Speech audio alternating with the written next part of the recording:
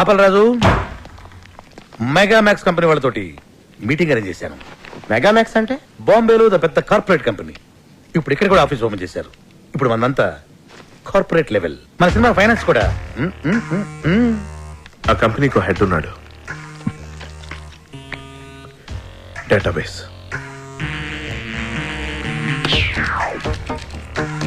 నాయకి tragedy కథ. Kazakhstan, Uzbekistan, మాల్దీవుల islands, south ఆఫ్రికాలో కొన్ని ప్రాంతాల్లోనే హీరోయిన్ ఓరియంటెడ్ సినిమాలు ఆడతాయి. Note this.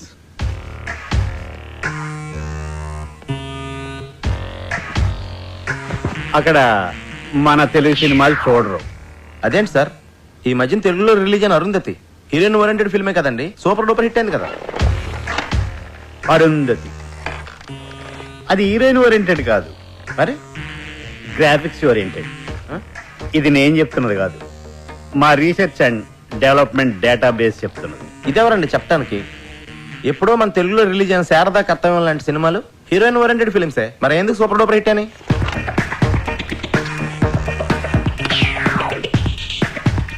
శారదా కర్తవ్యం అప్పటికే మా రీసెర్చ్ అండ్ డెవలప్మెంట్ ఇంకా డెవలప్ కాలేదు. అయితే మరి ఇప్పుడు ఏం చేయాలి సార్? మీ సినిమాలో హీరోయిన్ కనిష్క పక్కనే ఎవరైనా స్టార్ హీరో ఉంటే మేము రెడీ. సార్, మా సినిమాలో హీరో క్యారెక్టర్ చాలా చిన్నదండి. మొత్తం స్టోరీ అంతా కనిష్క మీద బేస్ అయి ఉంటుందండి. సో ఏ హీరో ఈ క్యారెక్టర్ చేయడానికి ఒప్పుకోడు సార్. అది మీ ప్రాబ్లం. నన్నేం చేయమంటారు? తను ఏం చేయలేదు. మీ సినిమాలో ఎవరైనా స్టార్ హీరో ఉంటే మేము ఫైనాన్స్ చేయడానికి రెడీ అని మా డేటాబేస్ చెప్తుంది. అలా బ్లాంక్ అయ్యారే? అప్పలరాజు, ఓ పని చేస్తే ఏంటి? వద్దులే, నీకు నచ్చదు. అసలేంటిది? నీకు నచ్చదు అప్పలరాజు. ఏంటో చెప్పు.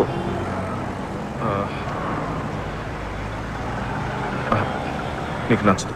అది నువ్వు చెప్తానే కదా నాకు నచ్చదో తెలుస్తుంది. నీకు నచ్చదని నాకు తెలుసు, అయినా చెప్పనా? చెప్పానే కదా అడుగుతున్నాను. అంటే చెప్పిన తర్వాత నీకు నచ్చకపోతే నువ్వేమైనా అంటావేమోనని అంతే. మరి అలాంటప్పుడు ఎందుకు స్టార్ట్ చేసావు నువ్వు? అసలు ఇది ఐడియా బాగుంటుంది అప్పలరాజు. అయితే చెప్పు. నీకు నచ్చదేమోనని. ముందు చెప్పు. మన సినిమాలో హీరో క్యారెక్టర్ పెంచేస్తే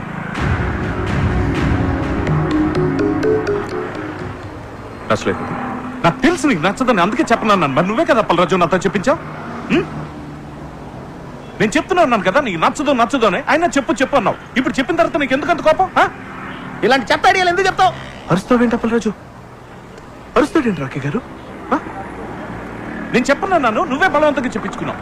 ఇప్పుడు నేను చెప్పిన తర్వాత నీకు కోపం వచ్చి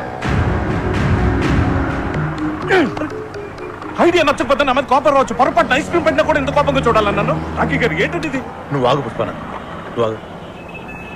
అప్పలరాజు, ఈ క్యారెక్టర్ని బాబు గారు చేయడానికి అవకాశం ఉంది. ఎలా? డైరెక్టర్ అవ్వాలంటే ఊరికే కథలు మాత్రం రాసి సరిపోతాయా? ఇండస్ట్రీలో ఉన్న కొన్ని ఇల్లీగల్ పాయింట్స్ కూడా తెలుసుకోవాలి. కరెక్ట్. ఏంటి కరెక్ట్? అదే ఏంటి కరెక్ట్? కరెక్టే. ఏంటి కరెక్ట్? అదే ఏంటి అప్పలరాజు, ఆయన కరెక్టే చెప్పుంటాడు అనుకుని కరెక్ట్ అన్నా. కరెక్ట్. బాబుకి కనిష్కకి చాలా సీక్రెట్ అఫైర్ ఉందని పబ్లిక్ గా అందరికీ తెలుసు. ఏదో ఒక బలహీనమైన క్షణంలో కనిష్క బాబుకి ఈ మ్యాటర్ పోస్ట్ చేసిందనుకో, బాబు చచ్చినట్టు చేసి తీరతాడంతే. కరెక్ట్. కానీ అంత చిన్న క్యారెక్టర్ బాబు చేయాలంటే ఏదో ఒక స్పెషల్ ఇంట్రెస్ట్ ఆ క్యారెక్టర్ లో ఉండాలి కదా. ఉంది మేడం. ఈ కథలో ఓ సీన్ లో మీరు పరిగెత్తుకొచ్చి హీరో గారిని గట్టిగా కౌగిలించుకుంటారు. ఆ హీరో క్యారెక్టర్ కి బాబు గారు కాకుండా వేరే ఇంకెవరైనా ఉంటే బాబు గారు పరువు ఏం కావాలి? మీరు ఇలాంటి ఫిట్టింగ్ ఏమైనా పెడితే మన పని అయిపోతుంది. You are too smart. Thank you. నేను మాట్లాడతాను. కంగ్రాచులేషన్స్ రాఖీ గారు. బాబు గారు మీ సినిమాలో యాక్ట్ చేయడానికి ఒప్పుకున్నారంటే మీరు చాలా లక్కీ. కనిష్క బాబు గారి కాంబినేషన్ లో ఇంతవరకు ఒక్క ఫ్లాప్ కూడా రాలేదు. Crazy combination. మార్కెట్లో మీ ప్రోడక్ట్ కి మంచి డిమాండ్ ఉంది. మొత్తానికి మంచి కాంబినేషన్ సెటప్ చేసి టేబుల్ ఫ్రాడ్ కొట్టేశారు. అన్ని పేజీల మీద సంతకం చేశారు. మొత్తం అయిపోయింది సార్. ఇదిగోండి మీ చెక్. సార్ అది మీకే.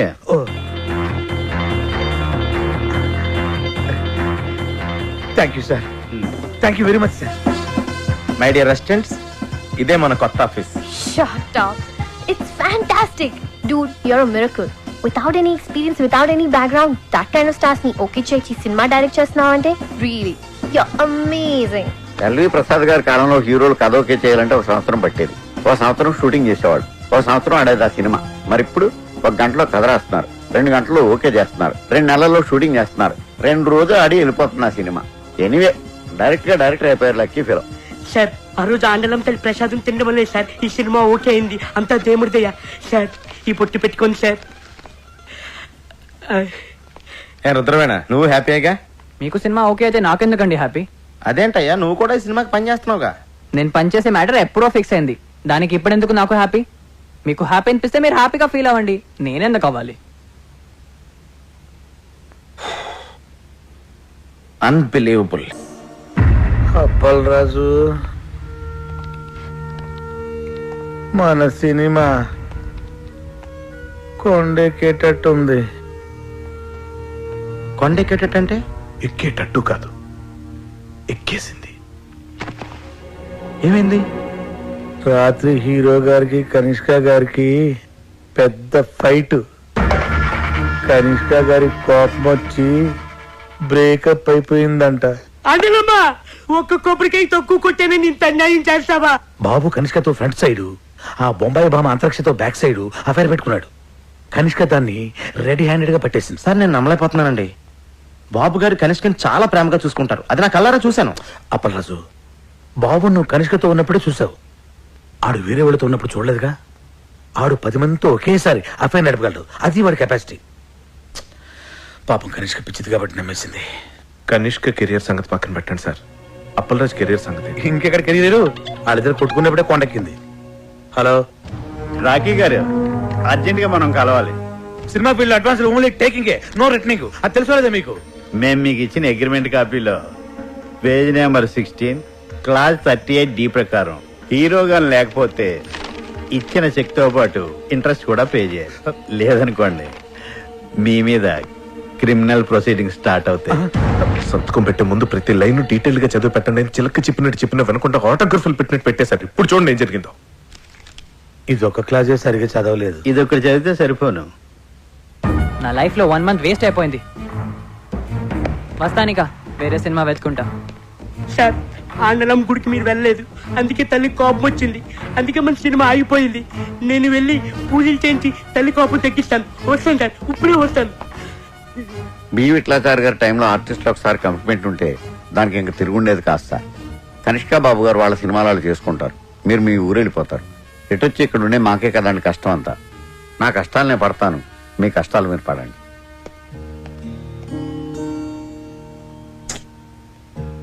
నేను మా అమ్మ నాన్నలకు కూడా సినిమా ఓకే అయిందని చెప్పేశాను.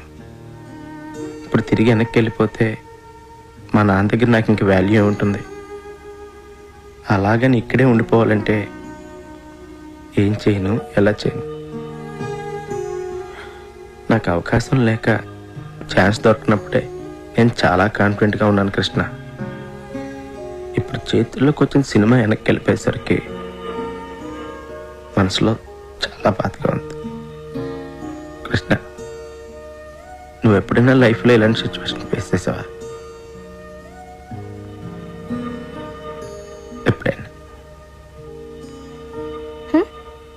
What situation? ఇప్పుడు నేను చెప్పాను కదా అది. సారీ వినలేదు. ఏదో ఎస్ఎంఎస్ టైప్ చేస్తున్నా. నేను నా లైఫ్ కి సంబంధించిన మ్యాటర్ ఇంత సీరియస్ గా మాట్లాడుతుంటే మధ్యలో ఈ ఎస్ఎంఎస్ ఏంటి? అప్పల్ రాజు, నా ఎస్ఎంఎస్ కూడా సీరియసే. ఎస్ఎంఎస్ సీరియస్ ఏంటి?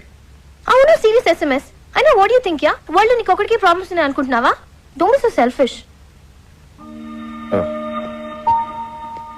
సారీ, కొంచెం ఎమోషన్ అయినా. నేను కూడా సారీ. ఓకే. యా.